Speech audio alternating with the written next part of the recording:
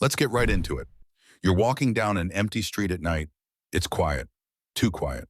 And then you feel it, a prickly electric sensation on the back of your neck. A sudden, unshakable certainty that someone, somewhere is watching you. You whip your head around and nothing. Just a flickering streetlight and a trash can that looks vaguely like a person if you squint. You laugh it off as your imagination running wild. But what if it wasn't? What if that creepy, paranoid feeling is actually one of the oldest and most sophisticated pieces of survival software ever coded into the human brain? Turns out that tingle on your neck isn't just you being weird. It's an ancient alarm system. A ghost from our evolutionary past when being watched meant you were just seconds away from becoming something's lunch. This is the science behind why you can feel eyes on you even when you can't see them.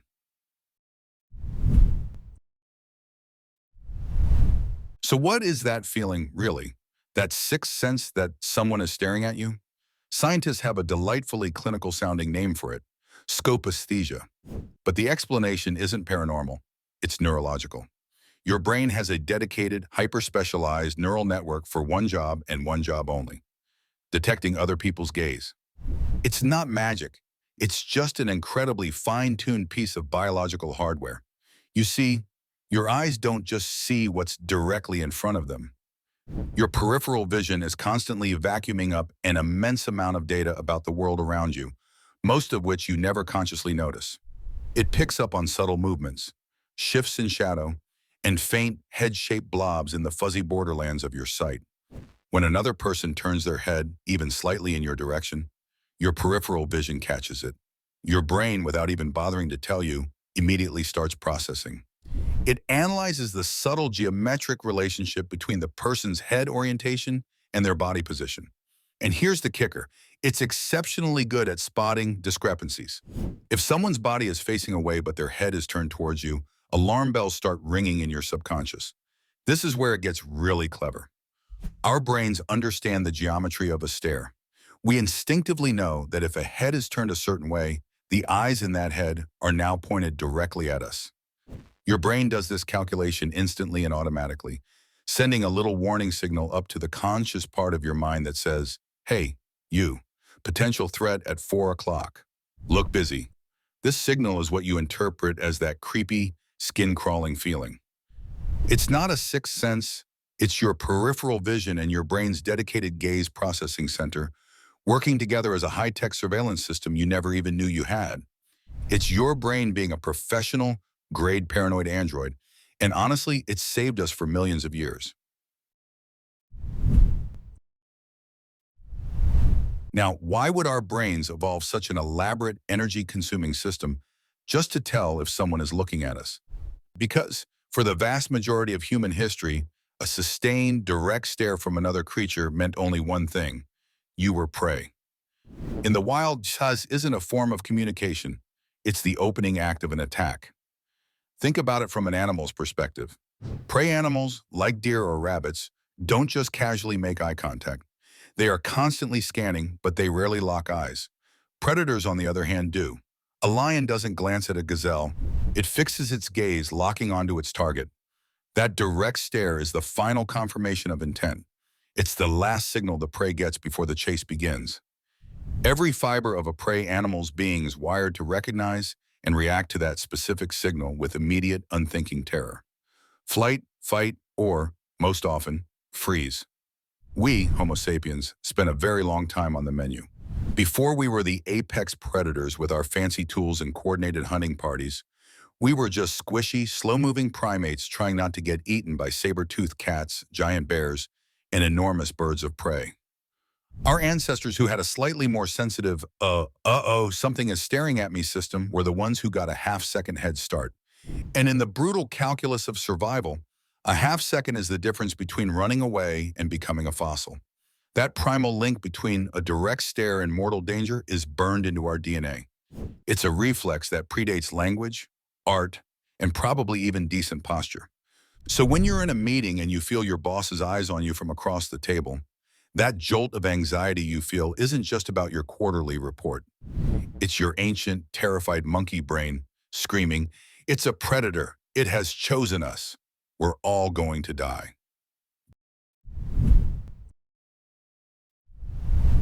Deep inside it, your temporal lobes, nestled in like a pair of biological security tags, are two tiny almond-shaped clusters of neurons called the amygdala. The amygdala isn't the smart part of your brain. It doesn't do calculus or appreciate poetry. It does one thing, and it does it very well. It freaks out. The amygdala is your brain's panic button, the raw, unfiltered core of your fear and threat detection response. And scientists have discovered that one of the fastest ways to make it light up like a stadium during the Super Bowl is to show it a pair of eyes looking directly at it. In numerous studies, researchers have slid people into fMRI machines and shown them a series of pictures of human faces. Some faces are looking away, off to the side, seemingly distracted. Others are staring straight out of the picture, their gaze locked directly onto the viewer. The results are startlingly consistent. When the person in the scanner sees the averted gaze, their brain activity is relatively calm. But the second a face with direct eye contact appears on the screen, the amygdala goes into overdrive. This reaction is immediate, involuntary, and happens before the conscious, thinking part of your brain, the prefrontal cortex, has even had time to process what it's seeing. Your amygdala doesn't care if it's a picture. It doesn't care if it's a real person, a cartoon character, or a crudely drawn smiley face. If it detects the simple geometry of a direct stare, two dots inside a circle, it sounds the alarm. This isn't a psychological preference. It's a physiological reflex. That feeling of being watched is, on a biological level, the sensation of your amygdala screaming, threat, threat, threat, directly into your nervous system. It's the reason a manager's stare can feel physically uncomfortable, and why catching a stranger's eye on the subway can feel like a small act of aggression. Your modern civilized brain knows you're not in danger, but your ancient, almond-sized lizard brain is already preparing for a fight to the death. So what's creepier than being watched? Being watched by something that isn't supposed to be watching you. This brings us to the unique weirdness of human eyes. Look at almost any other animal. Their eyes are often dark, uniform orbs. The colored part, the iris, blends into the pupil, and the white of the eye, the sclera, is barely visible. A dog can be looking right at you, and it can be hard to tell. But not humans. We are the opposite. We have these giant, bright white scleras surrounding our irises. This makes it incredibly, almost absurdly, easy to tell exactly where we are looking. An entire room of people can track the tiny movements of your eyes from across the space. The leading theory for this is called the cooperative eye hypothesis. The idea is that our highly visible eyes evolved not as a weapon, but as a tool for advanced teamwork. For our ancestors to succeed at complex tasks like coordinated hunting or protecting the group, they needed a way to communicate silently. They needed to be able to say, "Look over there at that woolly mammoth." With just a flick of the eyes, our white sclera turned our gaze into a public announcement, a clear pointer that our teammates could follow. It's a key piece of the hardware that allows for our advanced social cognition. But here's the terrifying downside. Because our brains are so exquisitely tuned to read these specific human eye signals, this system can be hijacked. This is a huge part of the uncanny valley effect. When we see a robot, a doll, or a CGI character with eyes that are almost human but not quite, our gaze detection system fires up. It recognizes the pattern, white sclera, colored iris, dark pupil. It sends the "I'm being watched by a human" signal. But the rest of your brain is simultaneously processing the waxy skin, the jerky movements, and the dead expression. And it's screaming, "That is not a human." The two signals clash, creating a profound sense of cognitive dissonance and revulsion. Your brain is confronted with a paradox, the eyes of a friend in the face of a monster. And the very evolutionary tool that allowed us to cooperate is the same one that makes a porcelain doll staring at you from a dark corner one of the most horrifying things imaginable. Think back to the most embarrassing moment of your teenage years. Maybe you tripped out up the stairs in front of everyone, or called a teacher "mom," or walked around for half the day with spinach in your teeth. In that moment of horror, you were probably consumed by one thought. Everyone saw that. You felt 1,000 eyes on you, burning with the heat of judgment. Well, I have good news and bad news. The bad news is that feeling was caused by your ancient predator detection system. The good news is it was almost certainly lying to you. This phenomenon is called the spotlight effect, and it's a perfect example of our survival instincts getting hopelessly tangled up with our modern egos. The classic experiment on this was conducted in 2000 by psychologist Thomas Gilovich. He took a group of college students and made them do something truly horrifying. Wear a deeply unfashionable t-shirt featuring a giant picture of Barry Manilow and then walk into a room full of their peers. After they left, he asked them to estimate what percentage of the people in the room noticed their embarrassing shirt. On average, the students were convinced that about half the room had spotted their fashion crime. Then Gilovich asked the people who were actually in the room. The reality? Only about 25% of them even remembered the shirt. The students had massively overestimated how much attention they were getting. So why does this happen? Our brain is hardwired with the assumption that we're being watched for threats. It's a background process that's always running. But our highly social, self-conscious mind intercepts that ancient signal. Instead of thinking a tiger might be watching me, it thinks the popular kids are watching me. Your brain can't easily distinguish between the existential threat of being eaten and the social threat of being judged. It just knows the feeling of being a target. So the same neural hardware that was designed to save your ancestors from a hungry leopard is now the very same hardware that makes you want to curl up and die after you accidentally wave back at someone who wasn't waving at you.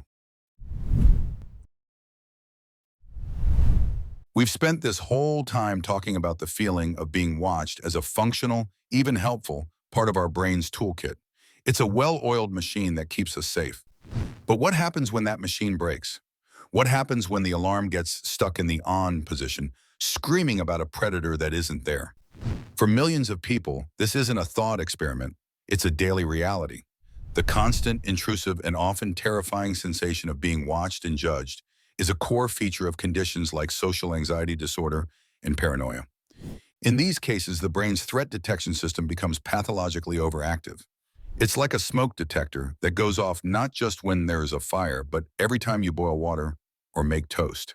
Imagine walking into a coffee shop, and instead of just seeing a collection of strangers, your brain interprets every single person as a hostile observer. The person on their laptop isn't working. They're documenting your every move. The couple chatting in the corner isn't having a private conversation. They're whispering about you. The barista isn't just waiting to take your order. They're judging your existence. The feeling isn't vague or metaphorical. The physiological response is real. The amygdala fires, cortisol and adrenaline flood the system. The heart races, the body is preparing for a genuine threat. The brain is activating the exact same circuitry that would light up if you were face to face with a wolf.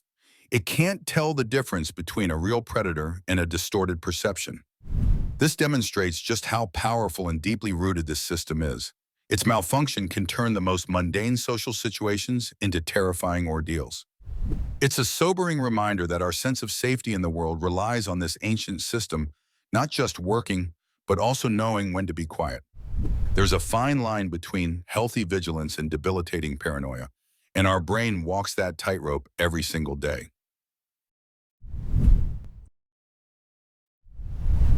So our brains have this incredible ancient system for detecting physical observers. It's tuned for heads, eyes, and the geometry of a body turning in our direction. But what happens when the thing watching you has no head, no eyes, and no body? What happens when the gaze is purely digital? We've all had that deeply unsettling experience. You have a brief private conversation with a friend about, say, wanting to buy a new brand of artisanal cat food. You never type it, you never search for it. And then, an hour later, your social media feed is plastered with ads for that exact brand. Your stomach does a little flip. It feels impossible. It feels like someone is listening. And in a way, they are. Your predator detection system is firing, but the predator is an algorithm. This is the new frontier of being watched. Our brains evolved to handle threats we can see, run from, or fight. That feeling on the back of your neck was a call to action. Whip your head around, locate the source, and react. But you can't make eye contact with a data broker. You can't run from a targeted ad. The gaze of surveillance capitalism is everywhere and nowhere at once. It's in your phone, your smart speaker, your search history. Our brain's pattern recognition software, the same software that spots a predator in the bushes, Is ours smart enough to notice the uncanny correlation between our private lives and our digital experiences? It senses a consciousness, an observing intelligence that is tracking our behavior with specific intent. It correctly identifies that we are being stalked. The problem is, the system has no protocol for this kind of stalker. The threat signal is triggered, the anxiety floods in, but there's no resolution. There's no tiger to escape, so the feeling just lingers as a low-grade, persistent hum of digital paranoia. For the first time in human history, our predator detection system is confronted with an omniscient observer it can't see. It's an evolutionary mismatch of epic proportions. And it's why that feeling of being watched is, ironically, more common and more confusing than ever before. We're being haunted by digital ghosts, and our ancient brains have no idea what to do about it. So there you have it. That creepy tingle on your neck isn't you being crazy, it's a multi-million-year-old ghost in your machine, trying its best to navigate a world it was never designed for. If you want to find out what other shenanigans your brain is up to, make sure you're subscribed for the next video.